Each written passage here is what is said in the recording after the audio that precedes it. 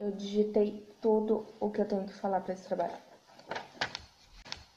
Bom, eu vou começar falando algumas informações gerais sobre o livro Ana Terra.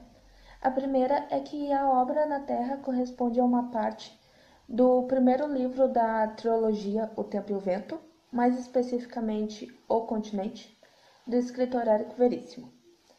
A história se passa em meados do século XVIII e XIX, ou seja, entre os anos de 1700 e 1800, e o ambiente é uma estância da capitania do Rio Grande de São Pedro. E só para um contexto da obra, a Ana Terra ela vivia em Sorocaba, em São Paulo, mas mudou-se para o Rio Grande por causa de um desejo que o pai dela tinha de seguir os passos do próprio pai, ou seja, do avô de Ana Terra, que passou boa parte da vida no campo. E o livro Ana Terra, ele foi escrito num período em que as pessoas eram muito machistas. Então esse livro foi recebido com grande impacto pela sociedade, porque rompia com todos os pensamentos e mostra que a mulher ela não é simplesmente uma pessoa frágil que serve só para dona de casa e para fazer trabalhos de casa, varrer, limpar. No livro, a personagem principal, ela é uma mulher com uma personalidade muito forte.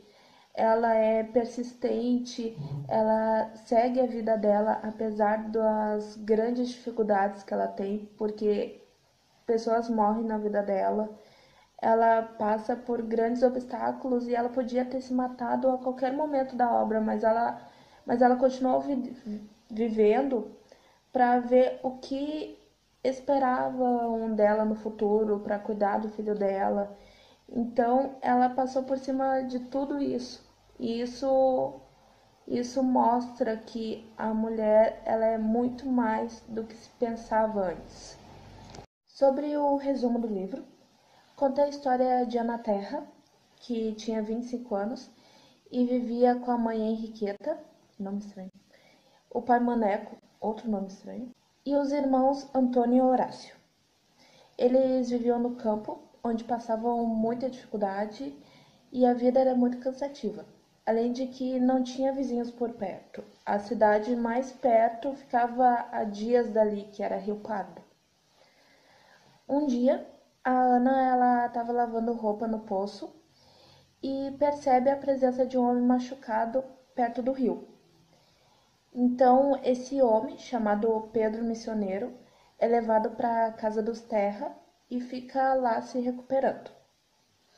Com o tempo, o Maneco percebe que Pedro é muito útil para os trabalhos braçais.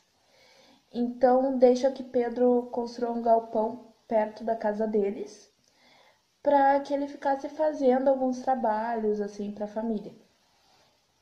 E desde o início, a Ana sentia ódio e repúdio a esse homem, que a fazia se sentir de uma forma meio estranha, fazendo-a tremer, sentindo calor e agonia a cada vez que o via. Um daqueles amor que começa com um ódio, mas tu sabe que é paixão, né? Até que um dia, quando a Ana vai à sanga para se refrescar, ela e Pedro ficam juntos e ela engravida.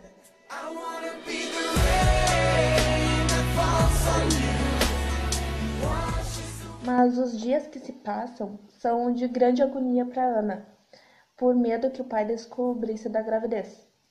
Até que Ana ela conta para a mãe dela toda a verdade e o pai escuta tudo. E nessa mesma noite, uh, os irmãos Antônio e Horácio eles somem com o Pedro, a mando do pai. Tempos depois, a Ana dá à luz a um menininho, o qual chama de Pedrinho, em homenagem ao pai, né?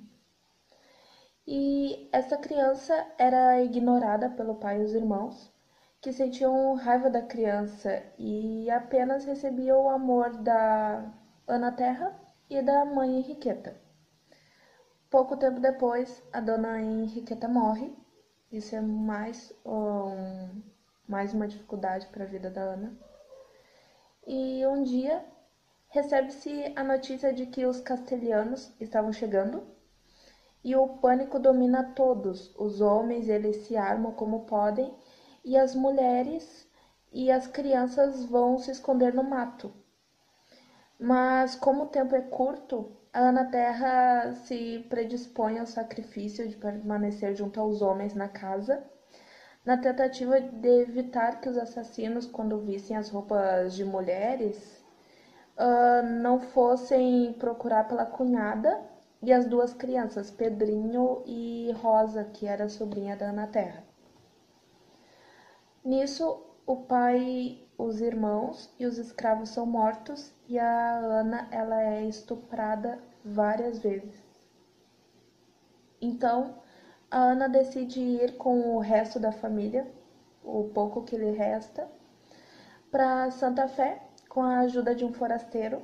E essa viagem leva cerca de 3 meses, que é um lugar muito longe dali. E neste lugar, a Ana torna-se parteira e vê o Pedro ir para uma guerra e se casar, além de ter uma filhinha.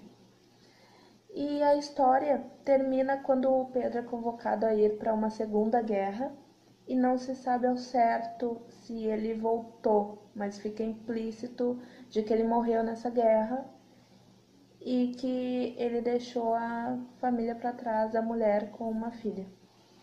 Bom, as minhas considerações finais são de que o livro é muito fácil de ler, é bem rápido porque a linguagem é informal e bem fácil, e que eu achei muito interessante a imagem que a Ana Terra passa dessa mulher forte, persistente. E eu super recomendo esse livro porque é muito bom de ler.